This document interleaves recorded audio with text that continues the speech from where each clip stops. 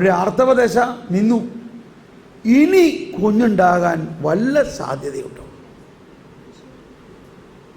അതായത് ആർത്തവ ദശ നിന്നാൽ ഉണ്ടാകുന്ന ഒരു ഗൈനോക്കോളജിക്കൽ ഫാക്റ്റ് എന്താ? ഓവറിയിൽ നിന്ന് അണ്ഡം പുറത്തു വരില്ല. ഡോക്ടറെ ശരിയല്ലേ? എവിടെ ഒരു ഡോക്ടർ ഉണ്ടായിരുന്നല്ലേ? അവിടെ പോയി ഇല്ലേ? ശരിയല്ലേ? ഓവറിയിൽ നിന്ന് എഗ്ഗ് പുറത്തു വരില്ല, ഇല്ലേ? ശരിയല്ലേ? അപ്പോൾ എങ്ങനെയാണ് ഒരു സ്ത്രീ അണ്ഡമില്ലാണ്ട് ഫെർട്ടിലൈസേഷൻ നടക്കണേ? പറയും. ഇങ്ങനെ ഡീറ്റെയിലായിട്ട് ചിന്തിക്കണം. ആർത്തവദശ നിന്നു, അതാണ് അവളുടെ ഗർഭം വരണ്ടു എന്ന് പറയുന്നതിൻ്റെ അർത്ഥം. അപ്പോഴാണ് കർത്താവ് വന്നിട്ട് പറയാണ്, ഇനി അടുത്ത വർഷം വസന്തത്തിൽ കുഞ്ഞുണ്ടാവും.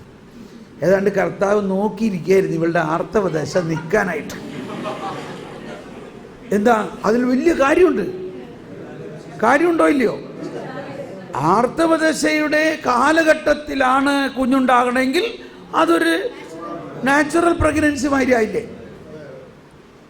കർത്താവ് നോക്കിയിരിക്കേണ്ടി വന്നു. എന്തുകൊണ്ട്? ഇവളുടെ ആർത്തവദശ നാച്ചുറലായിട്ട് അവസാനിക്കണം. അത് കഴിഞ്ഞിട്ട് പറയാണ്, ഇനി അടുത്ത വർഷം കുഞ്ഞുണ്ടാവും. ഇപ്പോൾ ഒന്ന് ആലോചിച്ച് നോക്കി. അപ്പോൾ സാറ പുഞ്ചിരിച്ചു. അതൊക്കെ ഒന്ന് ശരിക്കും ആ സാഹചര്യത്തെ നമ്മളൊന്ന് ശരിക്കും മനസ്സിലാക്കുമ്പോഴാണ്. പക്ഷെ അബ്രാഹാം വിശ്വസിച്ചു. എന്ത് വിശ്വസിച്ചു? ദൈവത്തിന് അസാധ്യമായി എന്തെങ്കിലും ഉണ്ടോ? ഈ ഒരു ത്രെഡാണ് അവിടെ കിടക്കണം മുഴുവൻ. ദൈവത്തിന് അസാധ്യമായി എന്തെങ്കിലും ഉണ്ടോ? അങ്ങനെ വരണ്ട ഗർഭത്തിൽ, അതാണ് യെശയ്യായിൽ പറഞ്ഞാണ്, നിന്നെ വെട്ടിയെടുത്ത പാറയിലേക്കും നിന്നെ കുഴിച്ചെടുത്ത ഖനിഗർഭത്തിൽ നോക്കുക. ആ സാറയുടെ ഗർഭത്തിൽ ആണ് ഈ അത്ഭുതകരമായ അനുഗ്രഹത്തിൻ്റെ ഒരു പ്രവാഹം ആരംഭിച്ചത്. നമ്മൾ ആഗമന കാലത്തെ എന്ന് പറഞ്ഞാൽ ക്രിസ്മസിന് മുമ്പുള്ള കാലത്തെ ആ വായനകളിൽ പലപ്പോഴും ഈ പല വന്ധ്യകളും ഗർഭിണിയാവുന്ന സംഭവമാണ് വായിക്കാറ്.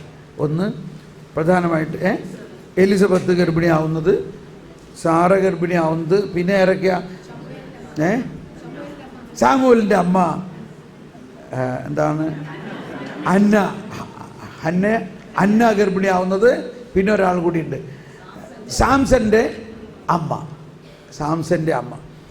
അപ്പോൾ ഈ സാംസന്റെ അമ്മയും ഇതുപോലെ സാമുവേലിൻ്റെ അമ്മേനെയൊക്കെ അവർ ഭയാനകമായി അവഹേളിക്കുന്ന കാലഘട്ടമായിരുന്നു കുഞ്ഞില്ലാത്തതിൻ്റെ പേരിൽ. അങ്ങനെ ഇരിക്കുമ്പോഴാണ് അവളുടെ കരച്ചിൽ കേട്ടു.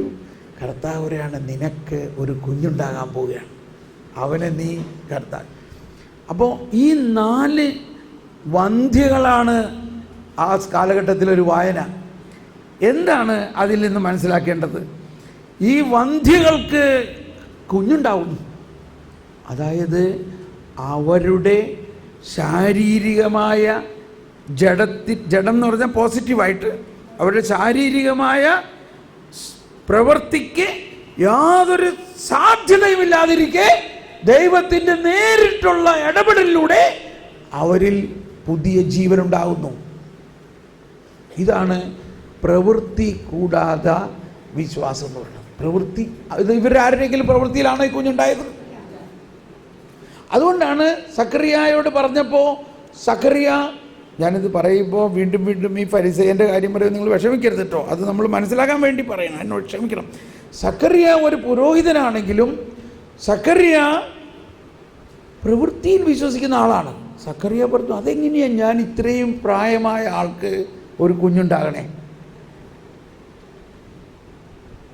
അപ്പോഴാണ് ഗബ്രിയേൽ പറഞ്ഞത്, ഞാൻ ദൈവസന്നിധിയിൽ നിന്ന് വരുന്ന ഗബ്രിയേലാണ്.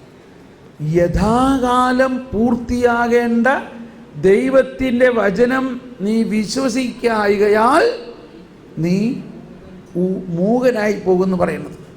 അപ്പോൾ അതിന് വേറെയും കുറേ കാര്യമുണ്ട്. നമുക്ക് വീണ്ടും അബ്രാഹത്തിലേക്ക് പോകാം. ഇങ്ങനെ അബ്രാഹത്തിൻ്റെ വിശ്വാസം പടിപടിയായിട്ട് തുറക്കുകയാണ്. അതായത് അബ്രാഹത്തിന് കൊടുത്ത വിശ്വാസത്തിൻ്റെ ദാനത്തിൻ്റെ, ഞാൻ പറഞ്ഞില്ലേ, കണ്ടന്റ് ഓഫ് ദ ഫെയ്ത്ത്, ഉള്ളടക്കം അബ്രാഹത്തിന് തന്നെ ഇപ്പോൾ പൂർണ്ണമായിട്ട് പരീക്ഷിച്ച് മനസ്സിലാക്കിയാൽ. അബ്രാഹം വിശ്വസിച്ചു. അബ്രാഹത്തിന് ഈ വയസ്സുകാലത്ത് വന്ധ്യയായ ഭാര്യ, അവളുടെ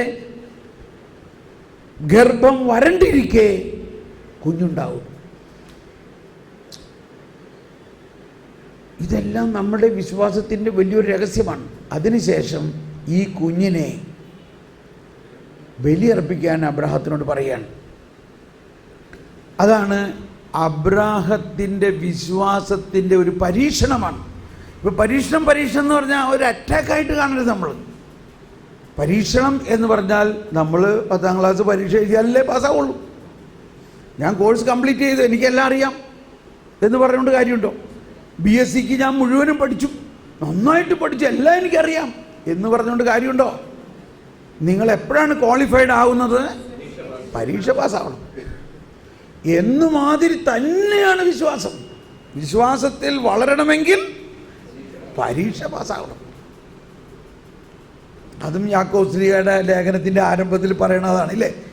നിങ്ങൾ പരീക്ഷിക്കപ്പെടുമ്പോഴാണ് നിങ്ങളുടെ വിശ്വാസം വർദ്ധിക്കുന്നത്, അങ്ങനെ നിങ്ങൾ പൂർണ്ണരാകുന്നു. ഓക്കെ, അപ്പോൾ അബ്രാഹത്തിന് കൊടുത്തിരിക്കുന്ന വിശ്വാസത്തിൻ്റെ ഉച്ചകോടി അനുഭവത്തിൻ്റെ ഒരു പരീക്ഷയായിരുന്നു അത്. അബ്രാഹത്തിനോട് കർത്താവ് പറയാണ്, അബ്രഹാം പെരുമാറി, ഇല്ലേ? കർത്താവേ, ഇതാ ഞാൻ, നീ സ്നേഹിക്കുന്ന നിന്റെ ഏകമകനെ. കർത്താവേ, പറഞ്ഞാലും ഞാൻ നിനക്ക് വേണ്ടി എന്തും ചെയ്യാൻ തയ്യാറാണ്. അപ്പോൾ ഇവിടെ ആദത്തിനോടൊരു കാര്യം പറഞ്ഞിട്ട് അദ്ദേഹത്തിന് അത് ചെയ്യാൻ പറ്റിയില്ല, ഇല്ലേ? അനുസരിക്കാൻ പറ്റിയില്ല. ഞാൻ അതിൻ്റെ ഒരു കാര്യം രാവിലെ പറയാമെന്ന് വന്നു, പിന്നെ അത് വേണ്ടാന്ന് വെച്ചിരിക്കുകയാണ്. കുറച്ച് കഴിഞ്ഞിട്ട് പറയാം, അല്ലെങ്കിൽ അത് നമുക്ക് പെട്ടെന്ന് കൺഫ്യൂഷൻ ആവും. പിന്നീട് എന്നെ ഓർപ്പിച്ചോ, എന്താ ഒരു കാര്യം ഈ ആദത്തിനെ കുറിച്ച് പറയാനുണ്ടായിരുന്നത്, പിന്നീട് ഓർമ്മിപ്പിച്ചോ.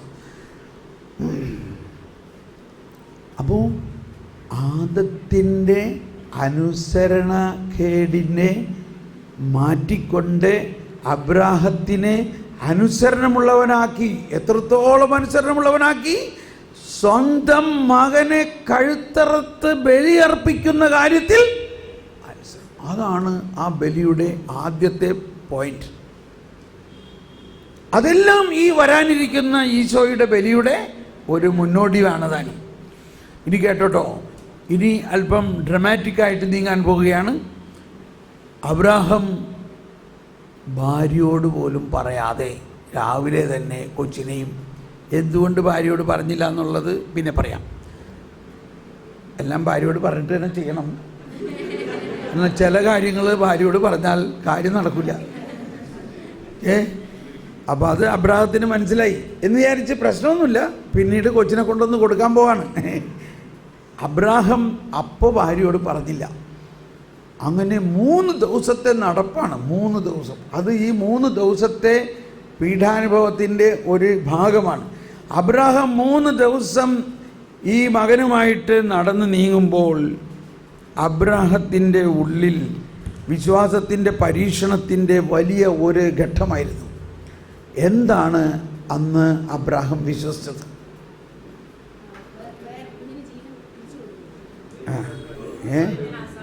എന്താണ് അബ്രാഹം അന്ന് വിശ്വസിച്ചത്?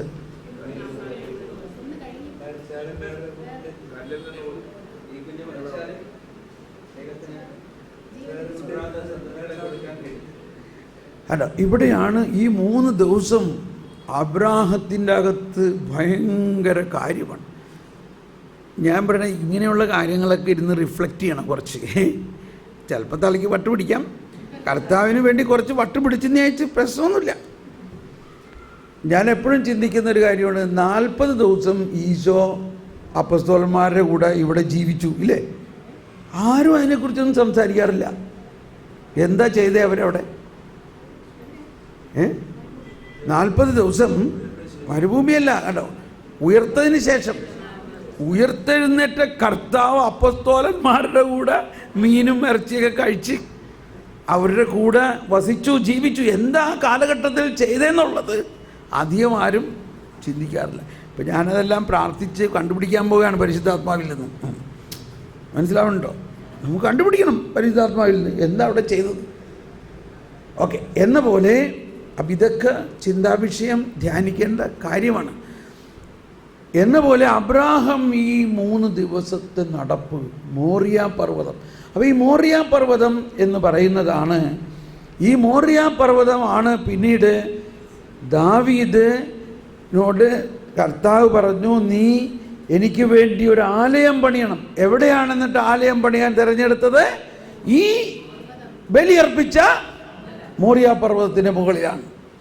അങ്ങനെ ദാവീദ് പണി തുടങ്ങി, അല്ലെങ്കിൽ ദാവീദിലൂടെ പദ്ധതി ചെയ്യപ്പെട്ടു, സോളമനിലൂടെ പണിയപ്പെട്ട ആ അതിമനോഹരമായ ജെറുസലേം ദേവാലയം നശിച്ചു. അതിനുശേഷം വീണ്ടും കർത്താവിൻ്റെ വരവിന് കുറച്ച് നാൾ മുമ്പ് അവരത് പുതുക്കി പണിതു, അതും നശിച്ചു.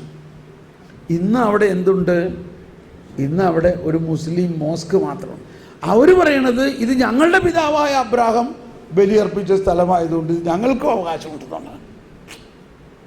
എന്തായാലും ഒരു വലിയ സമാധാനമാണ് അവിടെ. മുസ്ലിമിൻ്റെ മോസ്കും അതിൻ്റെ മതിൽ യഹൂദരുടെ ഏറ്റവും വലിയ ഭക്തി സ്ഥലമായിട്ട് ആ ജെറുസലേം ദേവാലയത്തിന് വെസ്റ്റേൺ വാൾ എന്നാ പറയാ, ഒരു മതിൽ മാത്രമേ ഉള്ളൂ. ആ മതിലിൻ്റെ അടുത്തൊരു ഇച്ചിരി സ്ഥലം ഉണ്ടായിരുന്നു, അത് പിന്നെ അവർ ആക്രമിച്ച് കുറച്ചുകൂടി സ്ഥലമാക്കി. അതാണ് ഇന്ന് യഹൂദരെ സംബന്ധിച്ച് ഇസ്രായേലിൽ ഏറ്റവും പ്രാധാന്യം ഇറങ്ങുന്നത്. കാരണം ദാവീദുണ്ടാക്കിയ ആ ദേവാലയത്തിൻ്റെ മതിലെന്ന് അവർ വിശ്വസിക്കുന്നത്. ഓക്കെ, എന്നാൽ ഈ മതിലിൻ്റെ പുറത്ത് എല്ലാവരുടെയും ശവക്കോട്ടകളാണ്, ശവക്കല്ലറുകളാണ്. മുസ്ലിങ്ങളുടെ ശവക്കല്ലറുകളും യഹൂദരുടെ ശവക്കല്ലറുകളും ക്രിസ്ത്യാനിയുടെ ശവക്കല്ലറുകളും. കാരണം എല്ലാവരും വീണ്ടും വരും, കർത്താവ് വീണ്ടും വരും എന്നുള്ള പ്രതീക്ഷയിൽ അവരവിടെ സുഖനിദ്ര പ്രാപിക്കുകയാണ്. ആ മലയുടെ താഴ്വാരം ആണ് ഗെദ്രിയോൻ വാലി. ആ ഗെദ്രിയോൻ വാലി കഴിഞ്ഞ് മുകളിലോട്ട് പോകുന്നതാണ് ഒലിവ് മല. അവിടെയാണ് കർത്താവ് ഈശോ മിശിഹായുടെ പീഡാനുഭവത്തിൻ്റെ ഈ വാലിയിലാണ് അബ്രാഹാം നിന്നിട്ട് മുകളിലോട്ട് നോക്കി മോറിയ പർവ്വതം, അതായത് ഇന്നത്തെ ജെറുസലേം ദേവാലയം ഇരുന്ന മുസ്ലിം മോസ്കുള്ള ആ സ്ഥലം കണ്ടിട്ട് ഒന്ന് നിശ്വസിച്ചു. കേട്ടോട്ടോ, അബ്രാഹത്തിൻ്റെ ഉള്ളിൽ ഉദിച്ചുയരുന്ന വിശ്വാസത്തിൻ്റെ കരുത്ത്. അബ്രാഹം മനസ്സിൽ പരീക്ഷ പാസ്സാകാൻ പോവുകയാണ്. ഇപ്പോൾ ഓൾറെഡി അതിൻ്റെ ഒരു റിമോട്ട് പ്രിപ്പറേഷൻ ഉള്ളിൽ വന്നു. അബ്രാഹം വിശ്വസിക്കുകയാണ്, ഈ കർത്താവ് തന്നെയാണ് എന്നോട് വാഗ്ദാനം ചെയ്തിരിക്കുന്നത്, നിനക്ക് ആകാശത്തിലെ നക്ഷത്രങ്ങളെ പോലെ ഞാൻ സന്തതി തരും. അങ്ങനെ എനിക്ക് തന്ന ഈ സന്തതി കർത്താവ് തന്നെ പറയുകയാണ് അവനെ അറക്കാൻ. അപ്പോൾ പിന്നെ എങ്ങനെ ആകാശത്തിലെ നക്ഷത്രങ്ങളെ പോലെ മക്കളെ കിട്ടും എന്ന ഉടമ്പടി നടപ്പാകും? ആ ഉടമ്പടി മാറുമോ? ആ ഉടമ്പടി കർത്താവ് ചെയ്തത് ഒരിക്കലും മാറില്ല. അപ്പോൾ ഉടമ്പടി മാറുകയില്ല. എന്നാൽ കർത്താവ് ഇപ്പോൾ പറയുകയാണ് അവനെ അറക്കാനും അവനെ ദഹിപ്പിക്കാനും പറയുന്നത് ചെയ്യാൻ വേണം. അതുകൊണ്ട് കർത്താവ് ആരാ? കർത്താവ് മരിച്ചവരെ പോലും ഉയർപ്പിക്കാൻ ശക്തനാണ് എന്ന് ഞാൻ വിശ്വസിക്കുന്നു. Price the Lord. അതാണ് അവിടെ ഉണ്ടായ വലിയ ഒരു വിശ്വാസം. അതാണ് എബ്രായ ലേഖനം 11-ാം അധ്യായം 19 പറയുന്നുണ്ടത്. എബ്രായർ 11:19. എബ്രായർ 11 എന്ന് പറഞ്ഞാൽ വിശ്വാസത്തിൻ്റെ ചാപ്റ്ററാണ്. അതിൽ 19-ാമത്തെ വചനത്തിൽ പറയുകയാണ്, വായിച്ചോളൂ.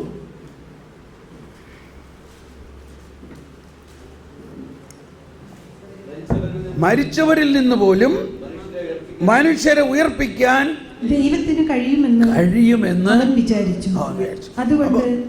മതി. ഇപ്പം ഇവിടെ എന്തെല്ലാം കാര്യങ്ങളാണ് ദൈവം അബ്രാഹത്തിലൂടെ, ഉണങ്ങിയ ഗർഭത്തിൽ കുഞ്ഞുണ്ടാകാമെന്ന് അബ്രാഹത്തിന് വിശ്വാസം ഉണ്ടായി, ഇല്ലേ? മരിച്ചവരെ പോലും ഉയർപ്പിക്കാമെന്ന് വിശ്വാസം ഉണ്ടായി. ഈ രണ്ട് വിശ്വാസത്തെയാണ് രക്ഷാകര പദ്ധതിയിൽ മുഴുവനും നമ്മൾ കാണുന്നത്. ഉണങ്ങിയ ഗർഭത്തിൻ്റെ സ്ഥാനത്ത്, അതായത് ഒരു സ്ത്രീയുടെ എന്താ പറയുക, അണ്ഡമില്ലാതെ ഫെർട്ടിലൈസേഷൻ നടന്നാമെന്നും എങ്കിൽ മറിയത്തിനോട് കർത്താവ് പറഞ്ഞു, നീ ഗർഭം ധരിക്കും. എന്തില്ലാതെ ഗർഭം ധരിക്കും? പുരുഷ ബീജമില്ലാതെ ഗർഭം ധരിക്കും. അതെങ്ങനെയാ? കണ്ടോ? എന്തുവിലൂടെയാണ്?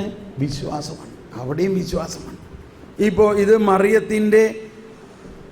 മറിയവും ഔസേപ്പും തമ്മിലുള്ള പ്രവൃത്തിയിൽ നിന്നുണ്ടായതാണോ? ഇതെല്ലാമാണ് വിശ്വാസത്തിൻ്റെ വലിയ രഹസ്യം.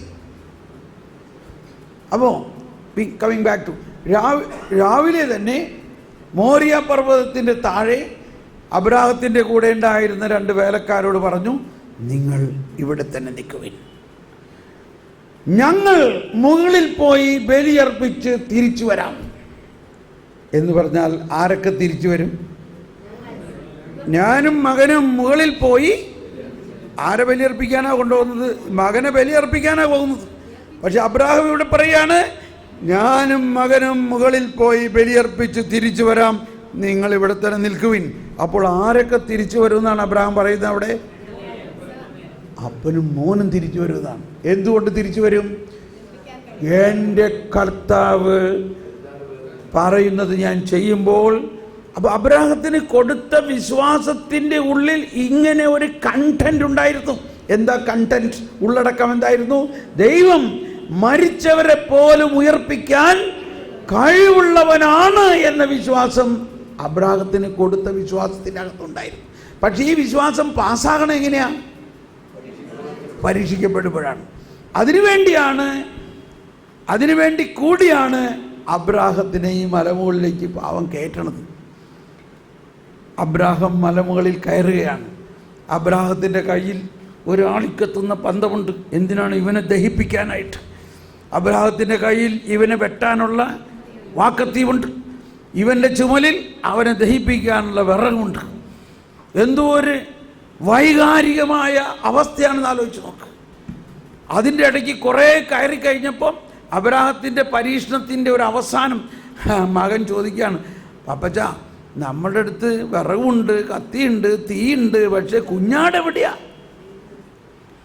അപ്പോഴെങ്കിലും അബ്രാഹത്തിൻ്റെ ഹൃദയത്തിൽ അല്ലെങ്കിൽ വിശ്വാസത്തിൽ എന്തെങ്കിലും മാറ്റം ഉണ്ടാകുമോ? അബ്രാഹം തിരിച്ചു പോകുമോ? കർത്താവ് ഇങ്ങനെ നോക്കിക്കൊണ്ടിരിക്കുകയാണ്. ഏതുപോലെ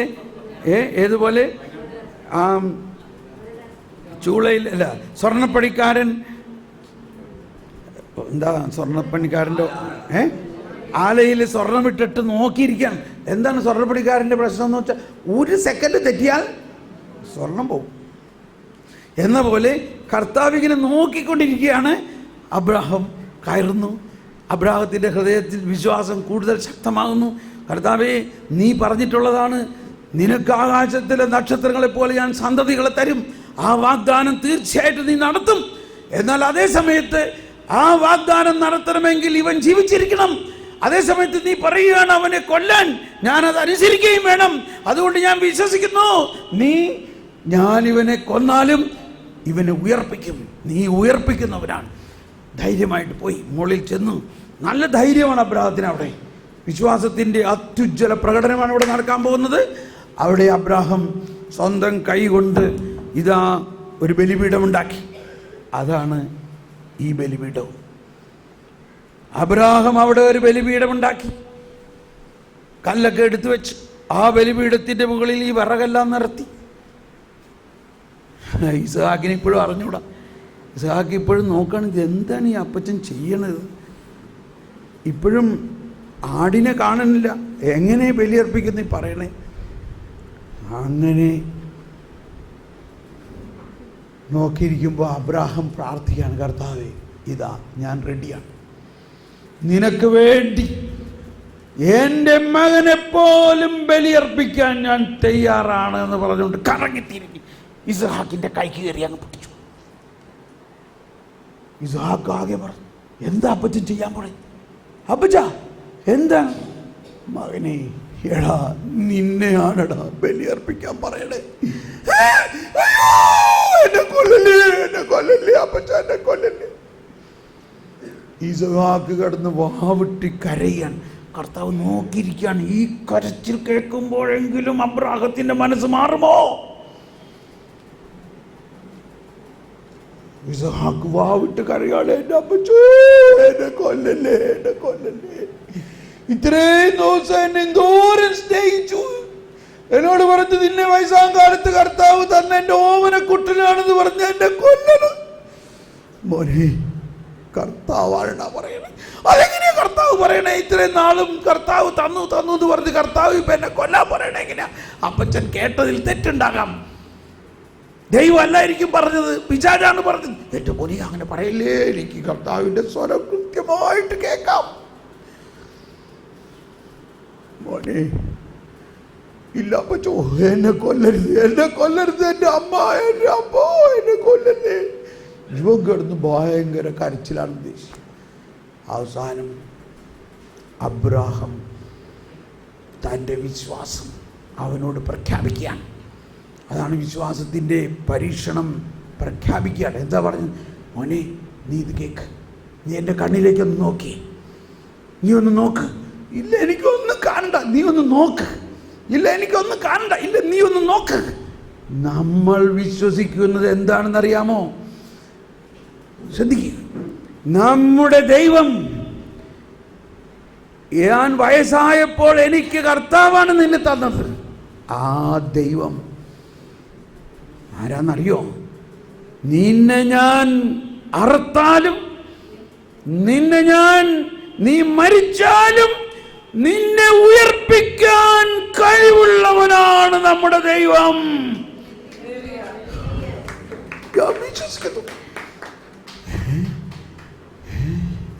ഇപ്പൊ ഈ വിശ്വാസം അബ്രാഹത്തിൽ നിന്ന് ഇസ്ഹാക്കിലേക്ക് അകർന്ന് അത് ട്രാൻസ്ഫറായി. അവൻ്റെ അകത്ത് ആ വിശ്വാസം വന്ന ഉടനെ അതാണോ നമ്മുടെ ദൈവം? നമ്മുടെ ദൈവത്തിന് അത്രയും ശക്തിയുണ്ടോ? ആടെ മോനെ, ആടെ മോനെ. എന്നാ പച്ചോ എന്നെ അർത്ഥമുള്ളൂ. ഞാൻ വിശ്വസിക്കുന്നു. വാസ്തവത്തിൽ ഇതാണ് കർത്താവ് ഈശോ ഈ ഭൂമിയിൽ കൊണ്ടുവന്നത്. അതാണ് അന്ന് ലാസറിന്റെ വീട്ടിൽ വെച്ച് പറഞ്ഞത്, എന്നിൽ വിശ്വസിക്കുന്നവൻ മരിച്ചാലും ജീവിക്കും. അതാണ് ഈശോ എന്നും പറഞ്ഞുകൊണ്ടിരുന്നത്. അവരെന്നെ കൊല്ലും, എന്നാൽ 3-ാം ദിവസം ഞാൻ തന്നെ എൻ്റെ ശക്തി കൊണ്ട് തന്നെ ഉയർക്കും. അങ്ങനെ ലോകം അറിയും ഞാൻ ആരാണെന്ന് അങ്ങനെ അറിയും. അബ്രാഹാം ഇസ്ഹാക്കിനെ കെട്ടി ബലിപീഠത്തിൽ കടത്തി. ഇസ്ഹാക്കും അബ്രാഹാം ഒരുമിച്ച്. ഇസ്ഹാക്ക് ഇതാ വിശ്വസിക്കുകയാണ്, ഞാൻ മരിച്ചാലും ഉയർക്കും. അബ്രാഹാം വിശ്വസിക്കുകയാണ്, നീ മരിച്ചവരെ ഉയർപ്പിക്കുന്നവനാണ്. അതുകൊണ്ട് ഞാനിപ്പോൾ അറക്കുന്ന എൻ്റെ മകനെ നീ ഉയർപ്പിക്കും. ഈ ബോധ്യത്തോടുകൂടി കർത്താവേ, ഇതാ ഞാൻ എൻ്റെ മകനെ നിനക്ക് വേണ്ടി ബലി അർപ്പിക്കാൻ പോകുന്നെന്ന് പറഞ്ഞ് കത്തിയെടുത്ത് കഴുത്തിൽ തൊടുന്നതിന് മുമ്പ് ഒരു മാലാഖ കത്തി കൈ വലിച്ചു. കത്തി കയ്യിൽ നിന്ന് വീണുപോയി. എന്താണ് സംഭവിക്കുന്നത്? എവിടെ എൻ്റെ കത്തി? കത്തി കാണാനില്ലല്ലോ. കർത്താവേ, ഞാൻ അവനെ കൊല്ലണം, ഞാൻ അവനെ അർപ്പിക്കാൻ തയ്യാറാണ്. അപ്പോൾ ഒരു സ്വരം, ഏബ്രഹാം, ഏബ്രഹാം, എനിക്ക് തൃപ്തിയായിരിക്കുന്നു. നീ നിന്റെ ഏക മകനെ പോലും എനിക്ക് തരാൻ മടിക്കായ കൊണ്ട് ഞാൻ നിന്നെ സമൃദ്ധമായി അനുഗ്രഹിക്കും. നിന്റെ സന്തതിയിലൂടെ നീ നിന്റെ ഏക മകനെ എനിക്ക് തരാൻ മടിക്കായ കൊണ്ട് ഞാൻ നിന്നോട് ശപഥം ചെയ്യുന്നു. നിന്റെ മകനിലൂടെ, നിന്റെ സന്തതിയിലൂടെ ലോകം മുഴുവൻ അനുഗ്രഹിക്കപ്പെടും. Praise the Lord. ഉടമ്പടി ഇപ്പൊ എന്തായിട്ട് മാറി? ഒരു ശപഥമായിട്ട് മാറി. ഈ ദൈവം ചെയ്ത ശപഥത്തിൽ നിന്നോ ഉടമ്പടിയിൽ നിന്നോ ദൈവത്തിന് ഇനി പിന്നോട്ട് പോകാൻ പറ്റുമോ? പിന്നോട്ട്. അതാണ് രക്ഷയുടെ ആവിർഭാവം. അതാണ് വിശ്വാസത്തിൽ നിന്നുണ്ടായി എന്ന് പറയുന്നത്. അബ്രാഹത്തിന്റെ വിശ്വാസം പരീക്ഷിക്കപ്പെട്ടപ്പോൾ ദൈവം അബ്രാഹത്തിനോട് വാഗ്ദാനം മാത്രമല്ല, ഒരു ശപഥത്താൽ താൻ ചെയ്ത വാഗ്ദാനത്തിനെ ഇറിവോക്കബിൾ ആക്കി മാറ്റി. തൻ്റെ ശപഥത്തിലൂടെ ഇനി ദൈവത്തിന് തന്നെ പിന്നോട്ട് പോകാൻ പറ്റാത്ത ഒന്നാക്കി മാറ്റി. അതോടൊപ്പം അപ്പോൾ തന്നെ ദൈവം തീരുമാനിച്ചു, അബ്രാഹം തൻ്റെ മകനെ ബലിയർപ്പിക്കാൻ മടിക്കായകയാൽ ഞാൻ എൻ്റെ മകനെ ബലിയർപ്പിക്കാൻ തയ്യാറാകും. അപ്പോഴാണ് ദൈവം തൻ്റെ മകനെ ബലിയർപ്പിക്കുന്നതിൻ്റെ ആ പ്രോസസ്സ് ആരംഭിച്ചു കഴിഞ്ഞു. ആ പ്രോസസ്സിൻ്റെ ഭാഗമായിട്ടാണ് ഈ അബ്രാഹത്തിന് കൊടുത്ത വിശ്വാസം പിന്നെ തലമുറയായിട്ട് പറന്നു. അതിലൂടെ ഒരുപാട് സംഭവങ്ങൾ വന്നു. അവസാനം അബ്രാഹം വിശ്വാസത്തിൻ്റെ പിതാവെങ്കിൽ ആ വിശ്വാസം മറിയത്തിൽ വന്ന് മറിയം വിശ്വാസത്തിൻ്റെ മാതാവായിട്ട് വന്നു. അബ്രാഹത്തിന് സാറയിൽ വിശ്വാസം വഴി കുഞ്ഞുണ്ടായ പോലെ, വിശ്വാസം അവരുടെ പ്രവൃത്തിയുടെ ഫലമായിട്ടല്ല കുഞ്ഞുണ്ടായത്. അതുപോലെ മറിയത്തോട് ഗബ്രിയേൽ ഇത് പറഞ്ഞപ്പോൾ മറിയം പറഞ്ഞു, ഇതാ കർത്താവിൻ്റെ ദാസി, അങ്ങയുടെ വചനം എന്നിൽ നിറവേറട്ടെ എന്ന് പറഞ്ഞ നിസാര കാര്യമല്ല. അതുകൊണ്ടാണ് ആ വാക്കാണ് നമ്മുടെ അടിസ്ഥാനപരമായ പ്രാർത്ഥന. നമ്മളെല്ലാവരും 3 നേരം പ്രാർത്ഥിക്കുന്ന ഒരു പ്രാർത്ഥനയാണ് കർത്താവിൻ്റെ മാലാഖ.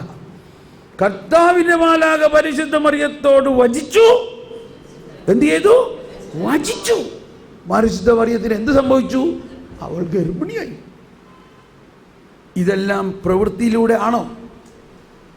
ഇതാണ് നമ്മുടെ വിശ്വാസത്തിൻ്റെ അടിസ്ഥാനം. എന്ന പോലെ തന്നെ ആ വിശ്വാസം പരമ്പരയായിട്ട് നമ്മളിൽ ലഭിക്കുകയും ആ വിശ്വാസത്തിലൂടെ ലഭിച്ചിരിക്കുന്ന അനുഗ്രഹങ്ങളും അതുപോലെ നമ്മളിൽ ലഭിക്കുകയാണ് ചെയ്തത്. അതുകൊണ്ടാണ് നമ്മളിപ്പോൾ കേട്ടത് അബ്രാഹത്തിൻ്റെ എവിടെയാണത്? എബ്രായർ 6:17-19 കേട്ടത് ഈ 2 കാര്യങ്ങൾ 18 മാറ്റമില്ലാത്തതും ദൈവത്തെ സംബന്ധിച്ച് വ്യാജമാകാത്തതുമായ ഈ 2 കാര്യങ്ങളിലൂടെ നമ്മുടെ മുമ്പിൽ വയ്ക്കപ്പെട്ടിരിക്കുന്ന പ്രത്യാശയെ മുറുക്കെ പിടിക്കുന്നതിന് യത്നിക്കുന്ന നമുക്ക് വലിയ പ്രോത്സാഹനം ലഭിക്കുന്നു. എന്താണ് ഈ 2 കാര്യങ്ങൾ? 1 ഉടമ്പടിയും, 2 ഉടമ്പടിയുടെ അചഞ്ചലതയെ ഉറപ്പിച്ച ഒരു ശപഥം. ഈ ശപഥത്തെക്കുറിച്ചാണ്, ഈ ശപഥമാണ് മറിയത്തിൻ്റെ സ്തോത്രഗീതത്തിലും സക്കറിയാസിൻ്റെ സ്തോത്രഗീതത്തിലും സഭയിൽ എല്ലാ ദിവസവും പ്രാർത്ഥിക്കുന്നതാണ്. യാമപ്രാർത്ഥനകളിലെ പ്രധാന പ്രാർത്ഥനയാണ്. എന്താണത്? മറിയത്തിൻ്റെ സ്തോത്രഗീതത്തിൽ 55 നമ്മുടെ പിതാക്കന്മാരായ അബ്രാഹത്തിനോടും അവൻ്റെ സന്തതികളോടും എന്നേക്കും ചെയ്ത വാഗ്ദാനം അനുസരിച്ച് തന്നെ. മറിയത്തിൻ്റെ സ്തോത്രഗീതത്തിൽ മറിയം ഗർഭിണിയായിരിക്കുന്നതും ഈ കുഞ്ഞ് ജനിക്കാൻ പോകുന്നതും എന്തുകൊണ്ടാണ്? നമ്മുടെ പിതാവായ അബ്രാഹത്തിനോടും അവൻ്റെ സന്തതികളോടും എന്നേക്കുമായി ചെയ്ത വാഗ്ദാനം. ഇനി സക്കറിയായുടെ പ്രവചന ഗീതത്തിൽ 73 കേൾക്കാം. നമ്മെ രക്ഷിക്കാനും നമ്മുടെ പിതാക്കന്മാരോട് വാഗ്ദാനം ചെയ്ത കാരുണ്യം നിവർത്തിക്കാനും നമ്മുടെ പിതാവായ അബ്രാഹത്തിനോട് ചെയ്ത അവിടുത്തെ വിശുദ്ധമായ ഉടമ്പടി. ഇംഗ്ലീഷ് ബൈബിളെല്ലാം പറയുന്നത് ഉടമ്പടി എന്ന് മാത്രമല്ല, എന്താ പറഞ്ഞത്? സ്വേറിങ് എന്ന് പറഞ്ഞാൽ പ്രതിജ്ഞ അല്ല, ശപഥം. ഇവിടെ ഉടമ്പടി എന്നാണ്. അപ്പോൾ നമ്മുടെ പിതാവായ അബ്രാഹത്തിനോട് ചെയ്ത ഉടമ്പടിയും ശപഥവും ദൈവം അതിൽ നിന്ന് പിന്നോട്ട് പോകുമോ?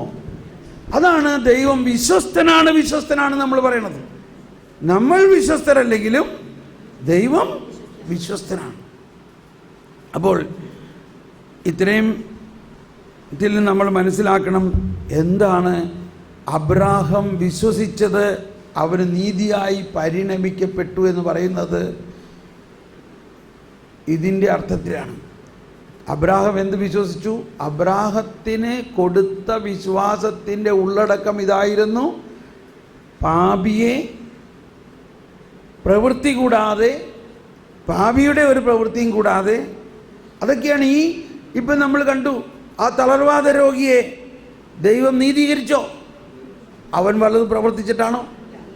ഈശോയുടെ വലതുവശത്തുണ്ടായിരുന്ന കള്ളൻ നീതീകരിച്ചോ? അവൻ പറഞ്ഞു, ഇന്ന് നീ പറഞ്ഞു. പക്ഷെ നമുക്ക് പ്രശ്നം എന്താ? നീ പശ്ചാത്തപിച്ച് കുമ്പസാരിക്കണം, ശരിയാണ്. പക്ഷെ എന്ത് ബോധ്യത്തിലാണ് നമ്മൾ കുമ്പസാരിക്കേണ്ടത്? കുമ്പസാരിക്കേണ്ടത്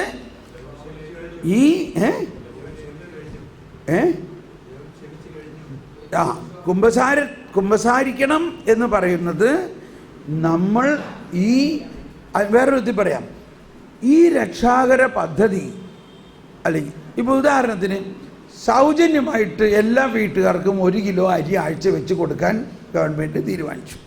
സൗജന്യമായിട്ട് 1 കിലോ അരി എല്ലാവർക്കും കൊടുക്കാൻ തീരുമാനിച്ചു. ഇനി ഇതിനാണ് അടുത്ത വാക്ക് പറഞ്ഞത്, എക്കോണമി ഓഫ് ഡിസ്ട്രിബ്യൂഷൻ. അപ്പോൾ അതിനാണ് എക്കോണമി ഓഫ് സാൽവേഷൻ എന്ന് പറയും. എല്ലാവരുടെയും പാപം കർത്താവ് ചുമച്ച് ഏറ്റെടുത്തു. അതിൻ്റെ ആ സായുജ്യം, ആ അനുഭവം എല്ലാവർക്കും ലഭിക്കണമെന്ന ആ ഒരു വ്യവസ്ഥിതിയാണ് എക്കോണമി ഓഫ് സാൽവേഷൻ. ഇപ്പം അരി 1 കിലോ വെച്ച് ആഴ്ചയിൽ എല്ലാവർക്കും കൊടുക്കാൻ തീരുമാനിച്ചു. പക്ഷേ എവിടെ ചെല്ലണം? റേഷൻ കടയിൽ ചെല്ലണം. കേട്ടോ, റേഷൻ കടയിൽ ചെല്ലണം. അപ്പോൾ അതിന് ഒരു കാർഡുണ്ട്, നമ്പറുണ്ട്, ഇതൊക്കെ ഉണ്ട്, മുദ്രയുണ്ട് എന്ന മാതിരി യേശുക്രിസ്തുവിൽ വിശ്വസിച്ചുകൊണ്ട് നമ്മൾ ഈ റേഷൻ കടയിൽ ചെന്നാൽ, നമ്മുടെ റേഷൻ കട എന്താ? നമ്മുടെ റേഷൻ കട, നമ്മുടെ റേഷൻ കട ഈ കൂദാശകളാണ്. എല്ലാ ദിവസവും ഈ റേഷൻ കടയിൽ നിന്ന് ക്ഷമിക്കണോട്ടോ ഇങ്ങനെ പറയണത്, ഇറ്റ് ഈസ് ഓൺലി മനസ്സിലാക്കാവുന്നൊരു ഭാഷ. നമ്മളെല്ലാ ദിവസവും പള്ളിയിൽ വരണു. എന്തുദ്ദേശിച്ചാണ് വരുന്നത്? നമ്മളെന്തെങ്കിലും പ്രവർത്തിച്ചാൽ കിട്ടണം ഉദ്ദേശിച്ചിട്ടാണോ? അവിടെ വന്നപ്പോൾ കർത്താവ് ഇങ്ങോട്ട് പറയാണ്, ഇത് നീ വാങ്ങുവിൻ. എന്താണത്? ഇതെൻ്റെ ശരീരമാണ്, ഇതെൻ്റെ രക്തമാണ്. നമ്മളെന്തെങ്കിലും പ്രവർത്തിച്ചിട്ടാണോ ഈശോ തൻ്റെ ശരീരവും രക്തവും തന്നത്? വേറെ ഏതെങ്കിലും? ഇതാണ് ക്രിസ്ത്യൻ ഫെയ്ത്തിൻ്റെ വ്യത്യാസം. മറ്റ് മതങ്ങളിൽ അവർ പോയി പ്രാർത്ഥിക്കുന്നു, എന്തെങ്കിലും കിട്ടിയാൽ കിട്ടി, എന്തെങ്കിലും കൃത്യമായിട്ട് ഇന്നത് കിട്ടുമെന്ന് വിചാരിച്ചിട്ടാണ് അവർ പ്രാർത്ഥിക്കുന്നത്. എന്നാൽ നമ്മൾ ചെല്ലുമ്പോൾ പ്രാർത്ഥിക്കുന്നത് നമുക്ക് ഓൾറെഡി കിട്ടിക്കഴിഞ്ഞത് കൈപ്പറ്റാനാണ് നമ്മൾ ചെല്ലുന്നത്. അതാണ് ഈശോ പറഞ്ഞത്, നിങ്ങൾ വിശ്വസിക്കുമ്പോൾ ലഭിച്ച് കഴിഞ്ഞിരിക്കുന്നു എന്ന് വിശ്വസിക്കുക. നമ്മൾ പള്ളിയിൽ വരുമ്പോൾ നമ്മൾക്ക് എന്തെങ്കിലും കിട്ടിയാൽ കിട്ടിയെന്ന് ഉദ്ദേശിച്ചിട്ടല്ല വരുന്നത്. നമ്മൾ പള്ളിയിൽ വന്നു, കുർബാന അർപ്പിക്കാൻ മുട്ടുകുത്തി നമ്മൾ അർപ്പിച്ചു. ഇടയിൽ പറയുകയാണ്, ഇത് നിങ്ങൾക്ക് വേണ്ടി ഞാൻ തരുന്ന എൻ്റെ ശരീരമാണ്. ഇത് നിങ്ങൾ വിശ്വസിച്ച് കഴിഞ്ഞിട്ടാണോ ഈ ശരീരം തന്നത്? നിങ്ങൾ വിശ്വസിക്കുന്നതിന് മുമ്പാണോ ഈ ശരീരം തന്നത്? ഇത് തന്നെയാണ് അബ്രാഹത്തിൻ്റെ വിശ്വാസം. ഇതാ വരുന്നു. ആ 4-ാം അധ്യായത്തിൽ തന്നെ പറയുന്നൊരു കാര്യമാണ്. റോമർ 4 പറയുന്നൊരു കാര്യം. അബ്രാഹം എന്നാ വിശ്വസിച്ചത്? അദ്ദേഹം ആരായിരുന്നു? അദ്ദേഹം എന്ത് ചെയ്യുന്ന പറഞ്ഞത്? സർക്കംസിഷൻ ചെയ്ത് കഴിഞ്ഞിട്ടാണോ വിശ്വസിച്ചത്? ആണോ വിശ്വസിച്ചത്? അല്ല. അതാണ് 4-ാം അധ്യായത്തിൽ പരിച്ഛേദനം 10 പരിച്ഛേദകർക്ക് മാത്രം 7 മുതൽ വായിക്കാം, അല്ലെങ്കിൽ 8. അതിൽ കർത്താവ് കുറ്റം ആരോപിക്കാത്ത, അത് കഴിഞ്ഞു. നമ്മുടെ പരിച്ഛേദിതർക്ക് മാത്രമുള്ളതാണോ ഈ ഭാഗ്യം, അതോ അപരിച്ഛേദിതർക്കുള്ളതോ?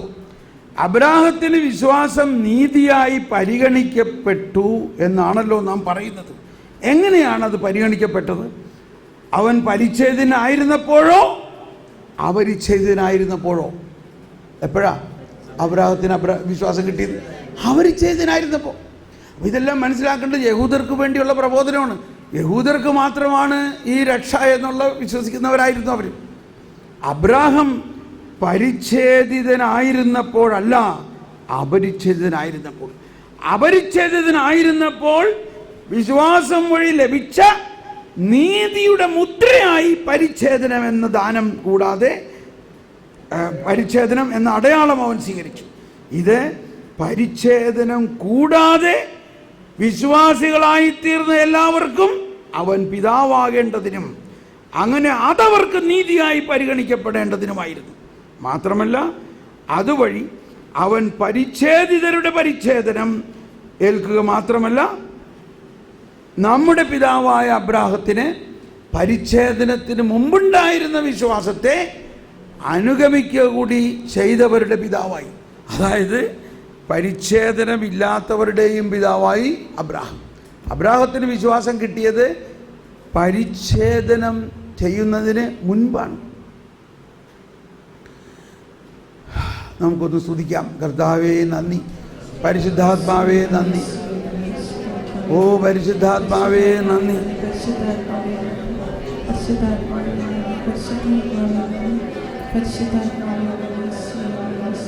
കർത്താവേ, ഞങ്ങളുടെ സംശയങ്ങൾ അങ്ങയുടെ ജ്ഞാനത്തിലൂടെ മാറ്റിത്തരണമേ. Praise the Lord. എന്നാൽ ഇപ്പോൾ ചായ കുടിക്കാൻ പോകാം. ചായ കുടിച്ച് ശരി അച്ഛൻ. ഒരു മിനിറ്റ് അച്ഛനെന്തോ പറയാനുണ്ട്.